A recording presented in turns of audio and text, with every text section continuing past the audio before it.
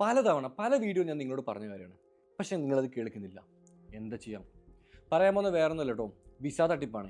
ഞാൻ അസർബൈജാനിൽ പോയപ്പോഴും പല രാജ്യങ്ങളിൽ പോയപ്പോഴും ഞാൻ അവിടുന്ന് തെളിവ് സഹിതം നിങ്ങളോട് പറഞ്ഞിട്ടുണ്ട്, മക്കളെ നിങ്ങളുടെ നാട്ടിലുള്ള ഏജൻസികൾക്ക് പൈസ കൊടുത്തിട്ട് ഈ അസർബൈജാനും ജോർജിയ ഒന്നും പോവരുതേന്ന് പറയുന്ന വേറെ ഒന്നും കൊണ്ടല്ല. കഴിഞ്ഞ ദിവസം ഞാൻ ജോർജിയയിൽ നിന്ന് വരുമ്പം ഫ്ലൈറ്റിൽ ഞാനോ ചെക്കനെ കണ്ടു.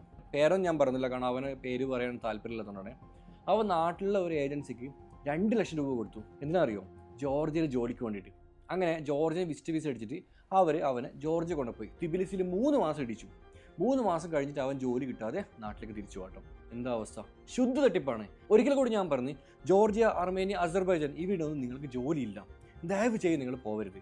നിങ്ങൾ നാട്ടിലുള്ള ഏതെങ്കിലും ഏജൻസിയോട് നിങ്ങൾ പോകുന്നതാണെങ്കിൽ അവർ നിങ്ങളുടെ ടൂറിസ്റ്റ് വിസയിലാണ് കൊണ്ടുപോകുന്നതെങ്കിൽ തീർച്ചയായിട്ടും തട്ടിപ്പാണ്. ടൂറിസ്റ്റ് വിസയിൽ പോകുന്നവൻ അവിടെ പോവുക, കറങ്ങോ തിരിച്ചു വരോ എന്നല്ലാതെ അവിടെ നിങ്ങൾക്ക് ജോലി ചെയ്യാൻ പറ്റില്ല. ദയവ് ചെയ്ത് പറ്റിക്കപ്പെടരുത്. നമ്മൾക്ക് ഒരുപാട് കഷ്ടപ്പെട്ടുണ്ടാക്കുന്ന പൈസയാണ്. അത് ഇതേപോലുള്ള തട്ടിപ്പ് വിവരന്മാർക്ക് നിങ്ങൾ കൊടുക്കാതിരിക്കും. യൂറോപ്പിലെ പല രാജ്യങ്ങളിലേക്കും ഓഫർ ഉണ്ടെന്ന് പറഞ്ഞ് ഒരുപാട് ആൾക്കാർ ഇപ്പോഴും തട്ടിപ്പ് കേരളത്തിൽ നടത്തിക്കൊണ്ടിരിക്കുന്നുണ്ട്.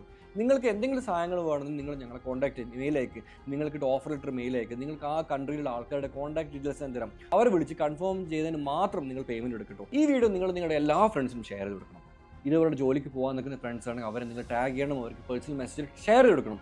അവരും കൂടെ അറിയട്ടെ. ഒരിക്കൽ കൂടി പറയുന്നു, ദയവ് ചെയ്ത് നിങ്ങൾ ഇതുപോലെ തട്ടിപ്പ് വീരന്മാർക്ക് പൈസ കൊടുത്തിട്ട് യൂറോപ്പിലും അവിടെ ഇവിടെയും പോയിട്ട് കഷ്ടപ്പെടരുത്.